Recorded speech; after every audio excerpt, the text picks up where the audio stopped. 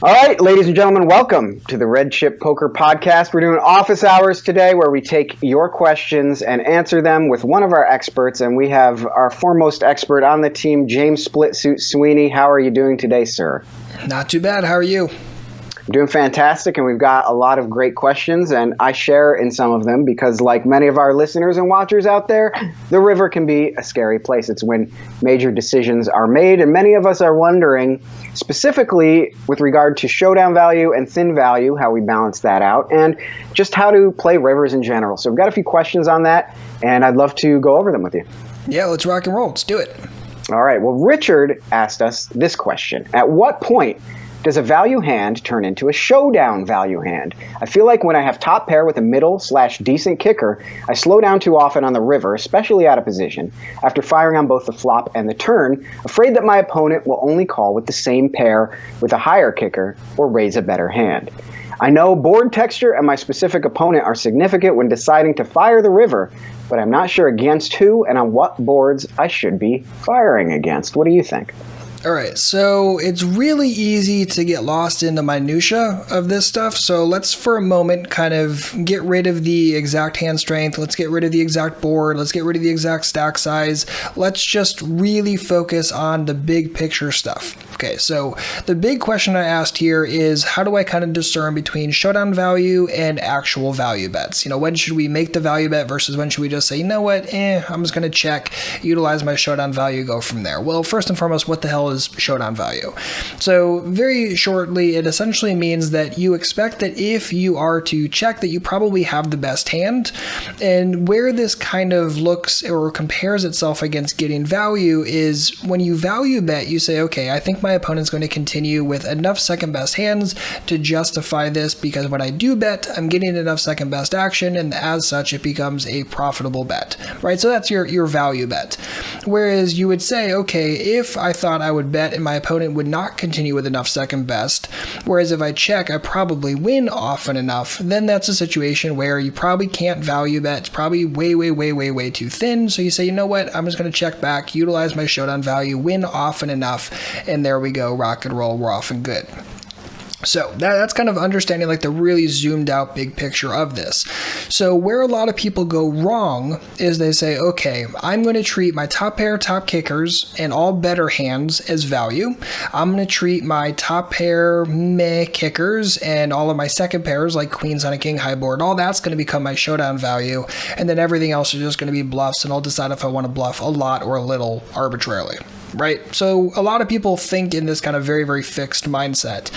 And we want to avoid that because if we always think like this, we can find ourselves value betting top pair very incorrectly. We can find ourselves leaving second pairs that could have been easy value bets against bad players, and we're treating them as showdown value inappropriately. We can do lots of things incorrectly if we just use this arbitrary hand strength of top pair, top kicker plus is good enough to value bet and everything else is not. Like, that doesn't answer the question. So again, this is really zoomed out, but we have to think about what is going to be best, what is going to maximize expectation. So you have to think about, who is my opponent? How do they improve, and what does their likely range look like here? Will they give me action with X, Y, and Z hand strength? And if yes, if they're going to give you action on the river with second pair and third pair and all that kind of stuff, well then clearly top pair meh kicker is probably going to be plenty valuable enough to fire. So again, we want to veer away from these arbitrary hand strengths, these arbitrary models, and say, okay, when is something value? When is something showdown value? And make a line according to that. So think about your opponent, think about the mistakes they're likely to make, think about how sticky they are likely to be and not likely to be, and also for a moment think about other bet sizes, right? You might be able to get some thinner value if you bet quarter pot than if you bet pot and a half. So again, like, we don't want to get stuck in this arbitrary mode of like, it's just about our hand strength, because that's not even close to true, but unfortunately a lot of people feel and think that way. Right. And well, that really illustrates all the aspects there. And that last one that you mentioned, bet sizing, is the next one I wanted to get to, because obviously we then have the decision of, how we size our bets, and that can make a huge impact on, the actions that take place subsequently. And so our next question actually comes from Carnasir, and they ask, I would like to know how you decide for a sizing, especially on the river. I struggle to know how much value I can extract or if I should risk value cutting myself. That's the first time I've heard that, but I think I know what they're talking about. Even when I know my opponent's profile calling station, for example. Any tips or rules of thumb would be appreciated for bet sizing on the river there. So just in general, when you're doing your off-table study and exploration, I would just get in the habit of always looking at 3 different bet sizes. Now, in real time, maybe I simplify it down to 2 and I say, okay, I can either bet 1/3 pot here or I can bet full pot. Arbitrarily speaking, I might just simplify it down to 2 options in real time. But off table, I like to at least explore 3. So get in the habit of saying, okay, what if I bet 40% pot here? What if I bet 80% pot here? And what if I bet 1.2x pot here? And when you're asking yourself those questions, you're very quickly going to understand, or at least get to the process of thinking about it properly. Where can I bluff a ton of the time? Where should I be bluffing very rarely? And if I can't bluff very often in a specific spot, how thin can I go for value? Right? Because if you bet, say, 40% pot and you expect a lot more continuance for 40% pot versus 1.5x pot, then clearly you should be asking, okay, well, how wide do I get continuance there? Because if all of a sudden they're going to call 40% pot with something like bottom pair, well, you could probably get a lot of good value there. So it'll probably be pretty darn tough to bluff for that, but it'll be very, very easy to bet for thinner value. And again, a lot of this is off-table stuff, so that way in real time you can estimate it better, but run the EV on those 3 different sizes. Again, how often do you think your opponent is going to fold? You could just use a simple fold equity calculator for that, or a simple EV spreadsheet like we have on Redship, and mess with it a little bit. And you're very quickly going to find out which bet size looks right. And you're going to start understanding more innately what goes into it, how often you think your opponent's going to be folding, and it's going to keep you focused on the right stuff in real time. The issue is in real time, people haven't spent enough time studying, so they're just kind of in like real time, feel it out, hope they make the right answer mode. But if you spend the right time studying off table, then it becomes infinitely easier to at least be in the right ballpark when it comes to making this decision at the table. You know, my question from that is a thin value bet by definition a less than pot size or a smaller sized bet? Could it ever be an overbet, or is that, kind of the antithesis of thin value because you would have to bet smaller? Right. So a lot of people do think that. They think that thin value automatically means smaller size. And oftentimes it is actually going to be true, just inherently, because if you make the bigger bet, you're probably not able to get as thin of value. But there are lots of situations where you can still generate a little bit of value, right? You bet and your opponent's going to continue with a range of hands that you have 55% equity on. Well, that's not the fattest value bet in the world, right? You're technically ahead of half of their continuance range, but not like by a heap or anything like that. But if you can get that same continuance, whether you bet 40% pot or 1.5x pot or even just pure pot, then you just choose the largest one and go from there. So it is very easy for people to misconstrue and automatically think that thin value has to be small. Oftentimes that's the case, but it's not true in all situations. So really, really good question, and thank you for clarifying that one. And it sets us up perfectly for the next question, which is kind of asking about the inverse of that. Tigers asks, these days I'm constantly seeing overbets in No Limit Hold'em. I'm especially seeing these river overbets. What's up with that? When is that a good strategy? When is it not? And I guess my follow-up, and the way I see it as the inverse, is just like thin value seems like by definition a smaller bet, and overbet seems by definition to either be a bluff or the nuts kind of a hand. So what do you say to these overbets? So yes, typically they are very polarized, meaning people tend to have either the nuts side of the spectrum or the very, very bluffy side of the spectrum. And some people are very good about being balanced there, and most people nowhere close to it. So yes, there is more overbetting happening, but in my experience, it's not like so much that it's like unbelievable or you have to make like heaps and heaps of strategic adjustment. There are some players utilizing it more because some players are challenging themselves to get outside of the box and not think about every bet having to be 2/3 pot, nothing more, nothing less. So what I would really say just as a starting off point is like if your bet sizing is really static and you essentially give yourself one bet size in any given situation, you're leaving a lot of money on the table. There's just no way around it. There's a lot of opportunity and edge that's possible if you get outside of just betting those very, very fixed numbers of 2/3 pot or maybe 75% pot, whatever it be for you. There are a lot of other options out there and ones that can easily maximize expectations. So don't get lost in saying, I only have one bet size here in all situations. That's simply not the case. It can be a good starting point to say, this is my default size, or this is my default 3-bet size, or whatever it is. But just because something is your default size doesn't mean it should actually be used in all situations. It's not going to maximize expectation across the board. So that's first and foremost. The other part of that question, remind me one more time. Oh yeah, the overbetting and kind of what that means. Again, most people very, very unbalanced here, and they're either bluffing far too often or far too rarely. So at the end of the day, I mean, you're going to have to use your hand reading skills as best you can. Think about how many nuttish combos they realistically have. The other question I ask myself is, in the same situation on the river, would they overbet with one range and bet normal sized with another? Or do they say, I'm only going to have an overbetting range here, and then they craft their range accordingly?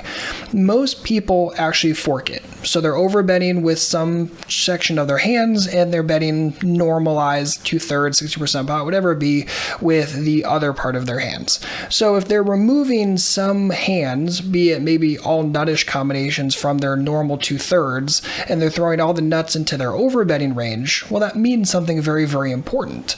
And it also means that if they say, okay, I'm not going to bluff all that much for 2/3, but I'm going to bluff a ton at 1.5, or, whatever overbet size they use, then you can use that accordingly. So unfortunately, I can't give the most specific of advice here, rather just really good starting points and nuggets when it comes to studying this stuff.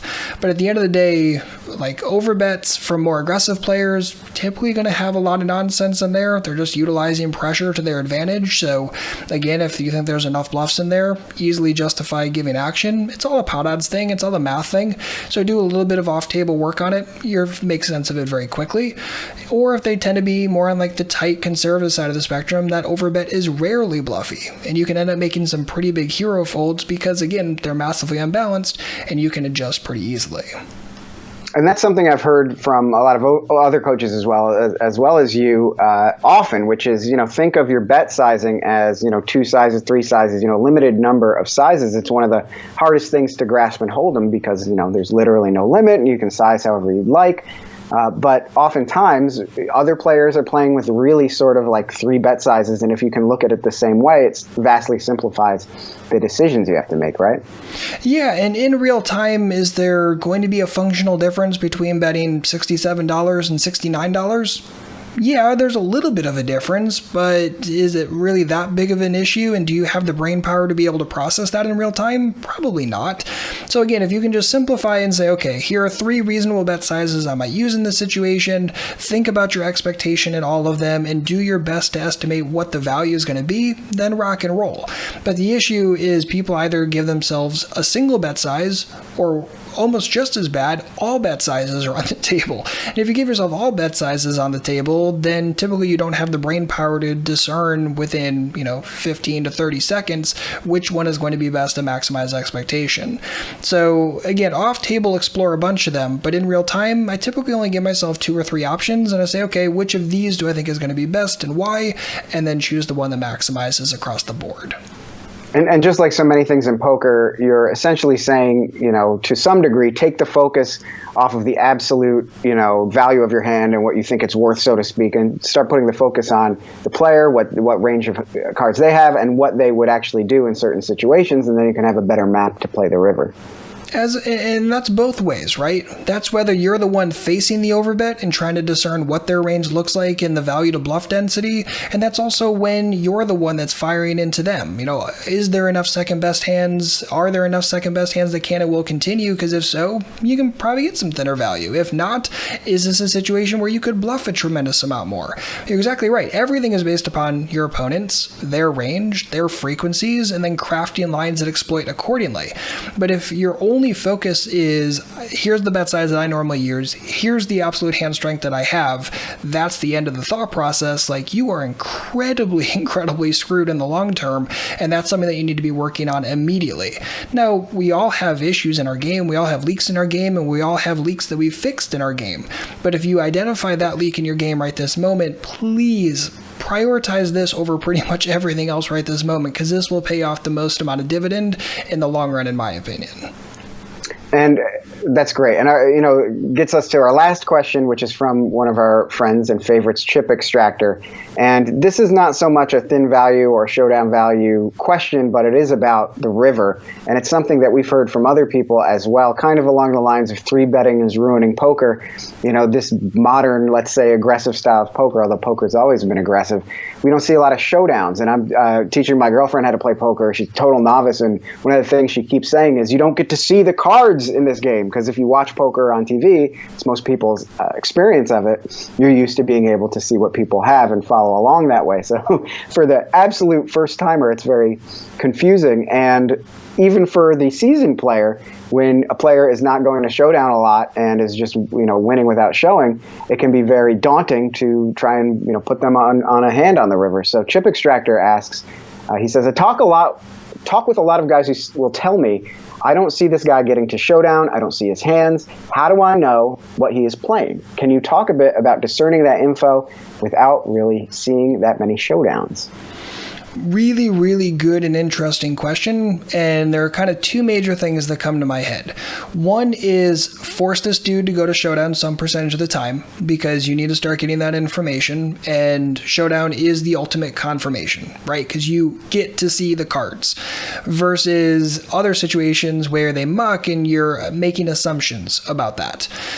So if you can get in a spot and you're like, it's kind of close, but you're like, hey, if it's close, but I get to see the hand and I get to actually get confirmation on this, that might push a close situation, especially against a regular player who I'm going to see often, more towards, let's just call this off and we'll see what's going on and we're taking note. And again, that will give you information on their pre-flop hands and their flop range and their turn range and all that kind of stuff. So getting showdown information is incredibly, incredibly valuable. The other thing that I would say is that it's very easy to look at frequencies and be able to suss out what that looks like in actual hands, if you've put in the technical time and study to actually do that. So if I tell you right now that someone opens 12% of hands from early position, chances are most people don't really know what that means. They have maybe a slight ballpark idea, but most people have no idea.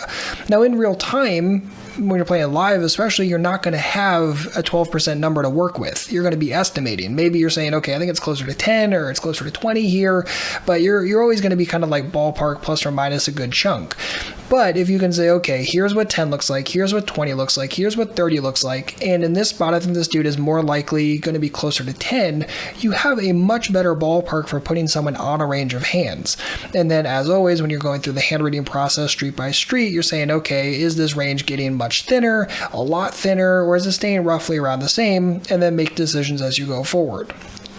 And again, that's going to get you to points on rivers where you're facing that final barrel from them. You're like, should I call here a top pair met kicker? Or should I call here with nines a second pair? And really, you're just going to say, well, I thought it was good often enough. I think this dude's barreling enough. So I'm going to make the call here and get to see that ultimate confirmation of showdown and then make a decision from there. And even if I don't see their hand at showdown, right? I call, I show, they muck. Well, I still get confirmation that they're mucking around with something. I mean, I know exactly what it is, but that's still influences the whole conversation and what I'm going to put this person on both range-wise and frequency-wise in the future, which again can be very, very helpful for crafting better lines against them. So kind of a long-winded answer, unfortunately, but it's one of those where there's a bunch of things to consider, but a lot of players just give far too much respect, never get to showdown unless they have a nuttish hand or like the best of their bluff catching range. And I get why people do that, but it doesn't mean that that's maximizing inherently. Right. Yeah. I mean, I feel like throughout my whole life of playing poker, and I'm probably one of the slowest learners, not in terms of I'm a fast learner, but I've been learning slowly and steadily for a long period of time. And I feel like as I get better or at least understand the game more, showdown takes on even greater importance and weight. And now I feel like when I get to see showdown, not of even a hand I'm playing, but someone else playing, I'm that person that's like standing up and leaning over, trying to make sure I see what was going on, play the hand back in my head and try and derive some, more information, because that is just such an amazing moment where in a game of lack of information, you get it all. Exactly right. And let's be honest, like some showdowns are infinitely more valuable than others, right? If someone opens from early position and fires, and they show aces at showdown, that's far less valuable than if I see them show up with ace 10 offsuit for nothing, right? If I see ace 10 offsuit, that gives me heaps of information about how wide they're opening pre-flop, what their barreling propensities look like. Go back, replay the sizes, say, okay, like, have they bet bigger on turns in the past, and this one was actually a smaller one, so maybe the smaller one indicates more bluffs and the bigger one indicates more value. Like, go back and replay all of that. And you're exactly right. Whenever there's a showdown, you should be eyes glued to the felt, looking for every bit of info. Who showed cards? Where do they show up with? Replay the whole hand through with that new information, and then recraft their player profile, and then make decisions against that player profile better in future hands. I'm glad to hear that I'm somewhat on the right track, and I hope everyone out there that is taking this in is now more confident about navigating those rivers. They don't have to be super scary. They can actually be a great place to pick up information and gain an edge. So, as always, thanks again for joining us, James, and I'm sure you'll be back to talk to us soon. I'm sure I will. Thank you so much for having me, Zach.